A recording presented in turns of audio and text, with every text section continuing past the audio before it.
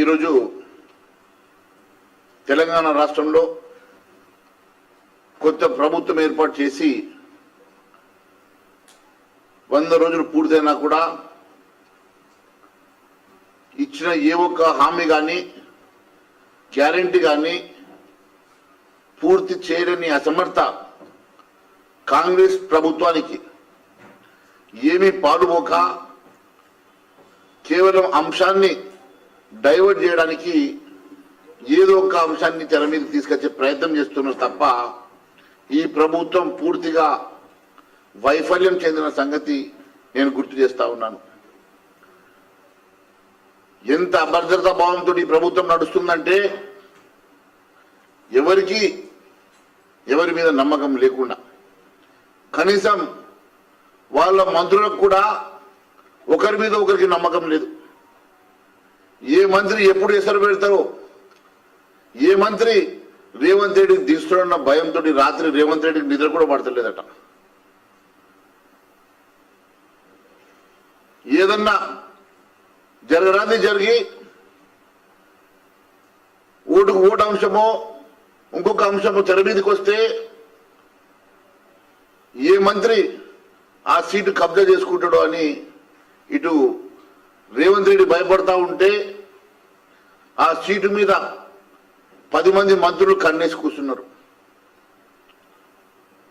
ఈరోజు మేకపోతు గంభీరం కొద్దీ ఏదో ఒకటి మాట్లాడాలని చెప్పి నిన్న కోమటి రెడ్డి మరి దినంలోనే పోసుకున్నాడో తెలియదు, మధ్య భ్రమించి మాట్లాడుతున్నాడో తెలియదు. 8 మంది బీజేపీ ఎమ్మెల్యే టచ్లో ఉన్నారట. అసలు నీ తమ్ముడికి టచ్లో ఉన్నాడో లేదో ముందు తెలుసుకో. నీ తమ్ముడే నీకు టచ్లో లేడట. పాపం తమ్ముడు భార్యకు టికెట్, ఎంపీ టికెట్ ఇస్తాను అధిష్టానం ఒప్పుకుంటే నువ్వే అడ్డుపడ్డావట. నీ తమ్ముడికి నీకే లొల్లైతుంటే నీకు వేరే వాళ్ళు ఎందుకు టచ్లోకి వస్తారో అర్థమైతే లేదు. భారతీయ జనతా పార్టీ ఏ ఒక్క ఎమ్మెల్యే కూడా ఇప్పటి వరకు అటువంటి చరిత్ర ఎప్పుడూ లేదు. భారతీయ జనతా పార్టీ ఎమ్మెల్యేని ముట్టుకునే సాహసం, ధైర్యం కూడా ఇంకోసారి చేయొద్దని చెప్పి తెలియజేస్తున్నా. మా ఒక్క ఎమ్మెల్యేను ముట్టుకుంటే బిడ్డ 48 గంటల్లో నీ ప్రభుత్వం కూలిపోతుందని తెలియజేస్తున్నా. మేము హుందాగా ఉన్నాం, ప్రజలు ఇచ్చినటువంటి మ్యాండేట్కి గౌరవిస్తున్నాం. కాబట్టి మేము గమ్ముగా, మేము ప్రజాస్వామికంగా చాలా మిమ్మల్ని గౌరవించి సహకరిస్తున్నాం. ఏ రోజు కూడా అలాంటి ఆలోచన మేము చేయడం లేదు. కానీ నువ్వు ప్రతిపక్షంలో ఉన్నప్పుడు ఎమ్మెల్యేలు రాజీనామా చేసి వస్తలేరు, అలాంటి వాళ్ళు చెప్పుతో కొట్టమని నువ్వు అంటావు. ఈరోజు ఏ ముఖం పెట్టుకొని ఈరోజు మరి నువ్వు ఈరోజు టీఆర్ఎస్ నుంచి ఎమ్మెల్యేలు కొనుగోలు చేస్తున్నావు. మరి నిన్నెవరు కొట్టాలా? ఈ రకంగా ప్రతిపక్షంలో ఒక మాట, అధికారంలో ఒక మాట ఎంతవరకు ఇది సహజం, సమంజసమని చెప్పి అడుగుతున్నా. రేవంత్ రెడ్డి గారు ఎన్నో నీతి మాటలు చెప్పినావు, ఎన్నో కుంభకోణం గురించి మాట్లాడినావు. ఆ రోజు ఆక్షన్ భూముల విషయంలో ధర్నాలు చేసినావు, సిబిఐకి లెటర్లు ఇప్పించినావు. అది జరగదని తెలిసినా, రాష్ట్ర ప్రభుత్వమే దానికి ఇనిషియేట్ చేయాలని తెలిసినా కూడా ఆ రోజు ఎన్నో డ్రామాలు చేసినావు కదా. మరి ఈరోజు ముఖ్యమంత్రి హోదాలో నువ్వు సిబిఐకి ఎందుకు ఆదేశిస్తలేవని అడుగుతున్నా. ఏ రంజిత్ రెడ్డి మీద ఆ రోజు నువ్వు ఆరోపణ చేసి, ఏ రంజిత్ రెడ్డి మీదనైతే నువ్వు ఆ 10 ఎకరాల జూబ్లీహిల్స్ భూమి మీద అయితేనేమి, 4.5 ఎకరాల హనుమాన్ల గుడి ఉన్నటువంటి భూమి మీద అయితేనేమి, మొక్కజొన్నల స్కామ్ అయితేనేమి, ఎన్నో అంశాలు మాట్లాడినావు కదా. మరి ఈరోజు ఆయన మీద నువ్వు ఎంక్వైరీ చేయడానికి ఏ మట్టం వచ్చింది? ఆయన నీ పక్కనే కూర్చోబెట్టుకొని కండవ కప్పుకొని చెట్టా పటాలు వేసుకొని తిరుగుతున్నావు. మరి మీ ఇద్దరి మధ్య ఏం ఒప్పందం కుదిరింది ప్రజానీకానికి తెలవాల్సిన అవసరం ఉన్నది. కేవలం కేసులని, ఎంక్వైరీలను భయపెట్టి వసూలకు తెగబడుతున్నావా నువ్వు? ఏ ఒక ఎంక్వైరీని కూడా ఆ రోజు నువ్వు ఒప్పుకున్నట్టుగా డిమాండ్ చేసినట్టుగా సిబిఐకి ఇవ్వకుండా కాళేశ్వరం సిబిఐ మాట్లాడినావు, కాళేశ్వరం సిబిఐకి ఇవ్వలేదు. ఆక్షన్ భూముల మీద సిబిఐ అన్నావు, సిబిఐకి ఇవ్వలేదు. అసైన్ భూముల మీద మాట్లాడినావు, ఏ ఒకటి సిబిఐకి ఇవ్వలేదు. చివరకు ఈరోజు టెలిఫోన్ ట్యాపింగ్ కూడా టెలికాం చట్టంలో కేంద్ర ప్రభుత్వ పరిధిలోకి వస్తుంది, హోంశాఖ పరిధిలోకి వస్తుంది. హోంశాఖ సెక్రటరీ పర్మిషన్ ఇవ్వకుండా ఏ రాష్ట్ర ప్రభుత్వానికి కూడా 1885 యాక్ట్ ప్రకారం 1885 టెలిగ్రాఫిక్ యాక్ట్ ప్రకారం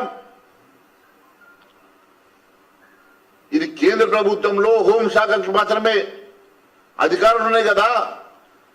మరి దాన్ని డివియేట్ చేసినటువంటి రాష్ట్ర ప్రభుత్వం మీద చర్యలు తీసుకోవడానికి ఎందుకు సిబిఐకి నువ్వు ఇస్తలేవో దానికి సమాధానం చెప్పు. కాళేశ్వరం గాని అన్ని బిజినెస్ పేరు మీద నువ్వు డ్రామాలు ఆడుతూ కాంట్రాక్టర్ని భయపెట్టి జేబులు నింపుకునే ప్రయత్నం చేస్తున్నావు. ఇప్పటికే ఎక్కడెక్కడ ఎన్నెన్ని వసూలు చేస్తా ఉన్నావు, మా దగ్గర చిట్టా ఉన్నది బిడ్డ. కేవలం మా హైదరాబాద్ డబ్బులతోటి యావత్ దేశ రాజకీయాల్ని నడిపిస్తున్నారు.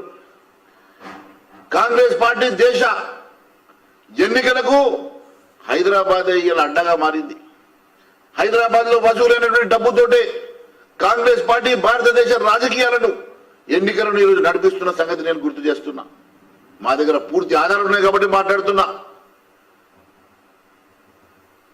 మా ఎమ్మెల్యేల గురించి మాట్లాడేంత స్థాయి నీది కాదు వెంకటరెడ్డి.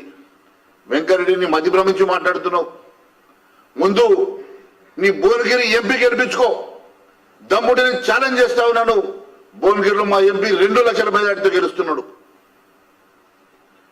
నీ ఎంపీని గెలిపించు నీకు చేత కాదు, నీ తమ్ముడితో సఖ్యత నీకు చేత కాదు. 8 మంది ఎమ్మెల్యేల గురించి మాట్లాడతావా? బిడ్డ మా ఎమ్మెల్యేని ముట్టి చూడు. మాకు ఒకవేళ మేమనుకుంటే మేమే మీలాగా గేట్లు ఓపెన్ చేస్తే 48 గంటలు పట్టదు బిడ్డ మీ ప్రభుత్వం కూలిపోవడానికి. కానీ మేము ప్రజాస్వామ్యాన్ని గౌరవిస్తాం కాబట్టి, ప్రజాస్వామ్యాన్ని మేము పూర్తిగా విశ్వసిస్తాం కాబట్టి ఈరోజు మేము కేవలం గమ్మున కూర్చొని మేము గౌరవిస్తూ మేము సహకరిస్తున్న సంగతి నేను గుర్తు చేస్తున్నా. అంతేకాకుండా కోమరెడ్డి వెంకరెడ్డి ఇంకో విషయం కూడా చెప్తా ఉన్నాడు. అయ్యా కోమరెడ్డి వెంకరెడ్డి గారు, మొన్న నువ్వే కదా గడ్కరీ దగ్గర పోయి వచ్చింది, గడ్కరీ గారి దగ్గర పోయి వచ్చింది. అంతకుముందు మీరే కదా అమిత్ షా గారిని కలిసి వచ్చింది. నేను సిద్ధంగా ఉన్నా, ఆ షిండే పాత్ర పోషించడానికి సిద్ధంగా ఉన్నా అని చెప్తూ కదా. నీ మీద విశ్వాసం లేక ఆ షిండే పాత్ర మేము మీకు ఇస్తలేము. నువ్వు ఈరోజు మా ఎమ్మెల్యేల గురించి మాట్లాడేదని చెప్పి నేను ప్రశ్నిస్తున్నా. టచ్లో ఉన్నది నువ్వు, మా హైకమాండ్తో టచ్లో ఉన్నది నువ్వు. నీలాంటి వాళ్ళు 5 ఉన్నారు మాకు, నీలాంటి 5 మంత్రులు మాకు టచ్లో ఉన్నారు. అయినప్పటికీ కూడా మేము చాలా హుందాగా ప్రజాస్వామ్యాన్ని గౌరవిస్తున్నాం కాబట్టి మేము చాలా హుందాగా మెదులుతున్నాం. రేవంత్ రెడ్డి నేను ఒకటి అడుగుతా ఉన్నా. రేవంత్ రెడ్డి నీకు ప్రజాస్వామ్యం మీద పోనీ నువ్వు మాట్లాడినటువంటి మాటల మీద నీకు నమ్మకం ఉన్నా, గౌరవం ఉన్నా, నువ్వు ఈరోజు కొనుగోలు చేసేటువంటి ఎమ్మెల్యేలు, కండువాలు కప్పి నీ పక్కన కూర్చోటువంటి ఎమ్మెల్యేలని ఎందుకు రాజీనామా చేపించి ఎన్నికల బరిలోకి తీసుకుంటలేవు అని ప్రశ్నిస్తున్నాం. ఎస్, మా వైపు ఆ రోజు ఈటల రాజేందర్ గారు వస్తా అంటే రాజీనామా చేపించి ఎన్నికలకు వెళ్ళాం. బై ఎలక్షన్ లో గెలిపించి వారిని మేము తీసుకున్నాం. అదే మాదిరి కోమారెడ్డి రాజగోపాల్ రెడ్డి ఆ రోజు మా దగ్గరకు వస్తే రాజీనామా చేపించి ఎన్నికల బరిలోకి పంపించినాం. ఇది ప్రజాస్వామ్యం. ఇది అంటే ప్రజాస్వామ్యం, ఇదంటే ఎథికల్ పాలిటిక్స్. నీకు ఎథిక్స్ గురించి ఏం తెలుసు? నిన్నొక మాట మాట్లాడితే, పిసిసి అధ్యక్షుడు ఒక మాట మాట్లాడితే, ఈరోజు ఒక మాట మాట్లాడుతూ ఉన్నావు. పిసిసి అధ్యక్షుడిగా నువ్వు ఇచ్చినటువంటి హామీలు